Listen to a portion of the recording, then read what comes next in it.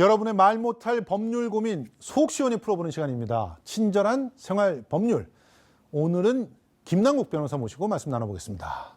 안녕하세요. 안녕하세요. 요즘 많이 야위셨어요? 다이어트를 다시 하시는 거예요? 아니면 마음고생이 심하신 거예요? 이게 뭐 다이어트를 시작한 건 아니고요. 예. 너무 좀 바쁘게 지내가지고 아하. 이 만남 자리, 술자리를 많이 못 가졌더니 저절로 다이어트가 됐습니다. 그렇습니다. 네. 그러니까 저녁 때 뭐만 안 먹으면 다이어트가 된다. 일 열심히 하면 다이어트가 된다. 네. 이런 거 알 수 있겠네요. 자, 그럼 오늘의 사례 한번 만나볼까요? 네, 오늘의 사례는 아마 휴가철 굉장히 좋은 법률 상식이 될 것 같은데요. 네. 승객입니다. 벌써 대기 시간만 2시간째예요. 대체 얼마나 더 기다려야 하나요? 내부 사정으로 항공기 탑승이 지연되고 있습니다. 양해 부탁드립니다. 더는 못 기다리니까 다른 항공편으로 대체해 주던지 아니면은 환불을 당장 해주세요. 항공편이 지연됐다고 사전에 문자에 전화까지 드렸잖아요. 저희는 책임다졌으니 환불은 불가능합니다. 지금 오히려 화내시는 건가요, 저한테? 조치를 다 취했다니까요. 이렇게 나오더라고요. 저도 별별별 항공에서 이런 일을 당한 적이 있었거든요. 그래서 이런 경우에 정말 어떻게 보상받을 수 있는지 막 알고 싶더라고요. 네, 지연과 관련해서는 항공사마다 약관에 이 지연에 대한 이 보상안을 다 마련을 해두고 있습니다. 예. 그리고 또 이제 공정거래위원회에서 이 소비자 분쟁 해결 기준을 또 두고 있는데요. 지금 제가 가지고 나온 이 CG는 이 공정거래위원회의 소비자 분쟁 해결 기준입니다. 이 예. 기준을 보게 되면 이 목적지에 얼마나 지연되었는지에 따라서 1시간, 국내에서는 1시간을 지연한 경우에는 운임 10%, 2시간에서 3시간 이상을 지연한 경우에는 운임액의 20%, 이렇게 지연 시간에 따라 배상액을 달리 정하고 있고요. 그 다음에 이제 지연 시간과 상관없이 예. 혹시나 또 지연이 굉장히 오래돼가지고 해당 지역에 대해서 항공편이 별도의 항공편이 마련되지 않아 체류나 여러 가지 숙박비 등의 경비가 부담이 된다라고 한다면 이 운임 배상액과 별도로 체류 비용도 부담하도록 되어 있습니다. 제가 2시간에서 4시간 지연 바로 앞, 1시간 반 지연 돼가지고 거기 도착했거든요. 네. 안 해주더라고요. 네, 왜 이 보상안이 마련되어 있는데 보상을 못 받느냐? 실제로 보상을 받았다라고 하는 경우가 많이 없습니다. 그 예. 이유가 있는데요. 무조건 이렇게 시간이 지연됐다라고 해서 보상을 하는 것은 아니고요. 이 불가항력적인 어떤 사유에 의해서, 그러니까 태풍이라든지 기상이라든지 아니면은 공항 게이트라든가 항로가 조금 복잡해가지고 그런 어떤 불가피한 사유로 지연을 했다라고 하는 경우에는 보상이 안 되기 때문에 이런 보상안이 마련되어 있지만 사실 또 실제로 많은 승객들이 보상을 받는 경우는 또 없었던 것으로 보입니다. 저 같은 경우는 자체 정비 문제였거든요. 근데 1시간 반밖에 안 됐다고 자기네들은 책임이 없다고 그러더라고요. 어쨌든 이 항공편이 아예 결항되는 경우도 있잖아요. 그리고 정원 이상으로 예약을 받아가지고 자기가 막상 이렇게 딱 타러 들어갔는데 죄송합니다. 손님 먼저 오셨어요. 이렇게 돼버리니 너무 황당하잖아요, 이런 경우. 네, 이제 그런 경우에는 배상액이 훨씬 더 올라가게 되고요. 예. 그리고 또 별도의 항공편을 만들어줘야 됩니다. 이것도 역시 마찬가지로 목적지와 그 지연되는 시간에 따라서 좀 이렇게 구분을 해두고 있는데요.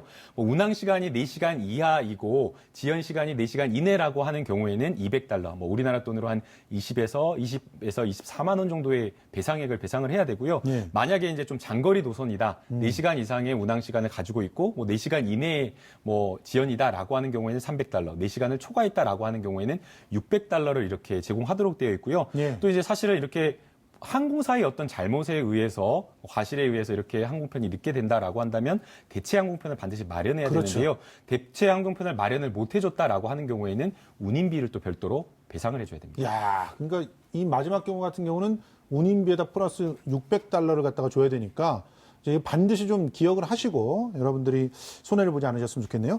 아니 그런데 이런 경우 있었잖아요. 해외여행 예약을 다 해놨어요. 네. 그러다가 갑자기 취소가 되는 경우가 있잖아요. 아버님이 갑자기 돌아가셨다든가 이러면 취소를 할 수밖에 없잖아요. 그런데 항공 수수료 폭탄을 맞았다는 경우가 있더라고요. 네, 그런 경우가 너무 많았습니다. 특히나 회사원들 같은 경우에는 휴가 날짜에 맞춰가지고 항공편 예약을 했는데 네. 또 이제 회사원 팀원들끼리 휴가 날짜 조정하다 보면 안 되는 경우도 휴가가 안 있고. 되는 경우가 많잖아요. 그래서 예. 항공권 취소하려고 보면 이거 너무 황당할 정도로 취소 예. 수수료가 너무 많고, 그 다음에 항공권 예매를 또 일찍 하시는 얼리보드가 많아가지고 항공권 예매한 거를 한 3개월 전에 취소하려고 했는데 그때도 취소 위약금이 많아가지고 부당함을 호소한 경우가 많았는데요. 예.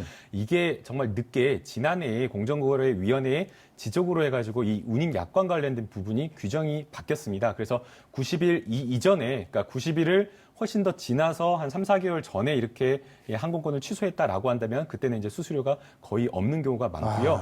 예. 이제 90일 이전 같은 경우에는 이 운항을 하는 날짜로부터 90일 사이에 운임과 가까워질수록 그러니까 시간이 짧을수록 취소하는 시간이 짧을수록 이 취소 위약금 수수료가 많이 올라가도록 되어 있습니다. 아이고. 그러나 이것은 그 약관이 일부 변경된 국내 항공사 한 7개 항공사의 규정에 해당되는 거고요. 예. 또 뭐 해외 항공사라든가 아니면은 또 저가 항공 같은 경우에는 또 이보다 훨씬 더 부족한 어떤 위약금 수수료가 있기 때문에 예. 예약을 하실 때에 취소 수수료나 이런 것들을 반드시 확인하고 예매하시는 게 좋을 것 같습니다. 그렇습니다. 그리고 제 이런 경우가 있었어요. 항공권을 왕복으로 사가지고 갔다가 거기서 이제 사정이 생겨가지고 취소를 하고 늦게, 그러니까 이틀 뒤에 들어오게 됐거든요.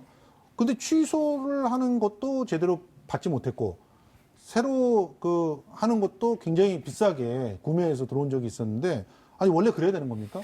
이것도 이게 다 정해져 있는데요. 약관에 정해져 있는 내용을 보게 되면 보통 뭐 왕복을 끊었는데 편도만 이용하고 예. 나머지 돌아오는 항공권을 사용하지 않았다라고 한다면 해당 항공권의 운임 비용을 또 이렇게 나눠서 정해져 놓은 규정이 있습니다. 그렇군요. 그래서 본인이 이용한 운임까지만 인정이 되고 나머지에 대해서는 전액을 환불받는 것은 아니고요. 취소한 부분에 대한 취소 수수료라든가 이런 비용을 제외한 나머지 금액을 환불받을 수가 그걸 있습니다. 다 제외하니까 돈이 받을 게 없었군요. 그럴 수도 있는 거죠. 네, 이제 이것도 역시 마찬가지로 항공사마다 정해준 기준이 있기 때문에 사실 이제 본인이 예약한 어떤 돌아오는 항공권을 사용하지 않고 취소하게 되는 경우에는 실제로 많이 남는 금액이 없어서 예. 취소를 하지 않는 것 마냥 뭐 다를 바가 없다라고 이해한 경우 많습니다. 공항에 늦게 도착해서 비행기를 놓쳤어요. 그러면 어떻게 됩니까? 그것도 역시 본인 과실이기 때문에 취소와 관련된 그렇구나. 수수료를 부담을 해야 되는데요. 예. 근데 가장 좋은 거는 항공편을 취소를 해버리면 취소와 관련된 수수료가 많이 나오기 때문에 예. 항공사의 안내 데스크 쪽으로 가셔서 이걸 취소하는 것 말고 날짜를 좀 변경하는 방법으로 예. 그러니까 이 승객이 제일 부담하는 비용을 좀 줄이는 방법으로 찾아서 항공권을 취소하지 말고 날짜를 변경하는 방법을 찾거나 아니면 이제 만약에 안 된다라고 하는 경우에는 결국에는 해당 항공권을 취소해서 환불 받은 다음에 예. 새 항공권을 예매할 수밖에 없습니다. 제가 알고 있는 지인이 바로 그저께 이런 경우를 당했는데 네. 짐이 사라져버린 거예요. 아, 그거 어떻게 보상받을 수 있어요? 그런 경우가 많습니다. 이 항공권, 항공사를 이용을 해서 뭐 운항을 예. 할 때 보통 짐을 많이 가지고 가는데 뭐 비행기 내에 가지고 탄다면 문제가 안 되지만 보통 맡기잖아요, 대부분. 그렇죠. 근데 그러는 경우에 분실하게 되는데 이 분실과 관련된 국제 기준이 있습니다. 크게 두 가지인데요. 몬트리올 협약과 바르샤 조약이 있습니다. 우리나라는 우리나라를 포함해서 대부분의 국가들이 이 몬트리올 협약에 들어가 있는데요. 예. 1인당 한도 180만 원 한도까지 아하. 이 보장을 하도록 되어 있습니다. 이 180만 원 한도는 무조건 180만 원 보장한다는 것은 아니고요. 예. 처음에 수화물을 보낼 때에 해당 수화물에 대한 내용을 대략적으로 적지 않습니까? 예. 그 해당 수화물의 가치 범위 내에서 180만 원 한도 내에서 보장받도록 되어 있습니다. 아니, 제 지인은 지금 추운 나라로 가서 거기에 비싼 추운 걸 파카나 대비한 이런 옷들 거. 이런 게 네. 다 들어가 있단 말이에요. 지금 그래가지고 이걸 다 살려면 180만 원 갖고 뭐 턱도 없을 것 같은데 그것밖에 보상을 못 받는 거예요? 이제 만약에 이제 탑승을 했을 때 고가 수화물이라는 거를 특별하게 표기를 해가지고 보상을 받는다는 특약을 받았으면 모르겠지만 그게 아니라고 한다면 이 몬트리올 협약에 따라서 180만 원 한도밖에 안 됩니다. 파손 경우는 어떻게 됩니까? 이 파손 경우도 마찬가지입니다. 그런데 이 파손의 경우는 본인이 수화물을 받았을 때에 파손했다라는 것을 즉시 알려야 되는데 예. 이게 보통 이제 7일 이내 기간이라고 하는 그 기간을 조금 이렇게 여유롭게 생각하거나 아니면 좀 늦게 발견해가지고 나중에 이제 말을 해가지고 보상 범위와 관련해서 좀 다툼이 있는 경우가 있는데요. 만약 파손이 됐다라고 한다면 해당 파손된 물품에 대한 수리 비용 정도를 보상받을 수가 있습니다. 자, 이번에 화제가 됐던 아별 항공사의 이 기내식 사태. 네.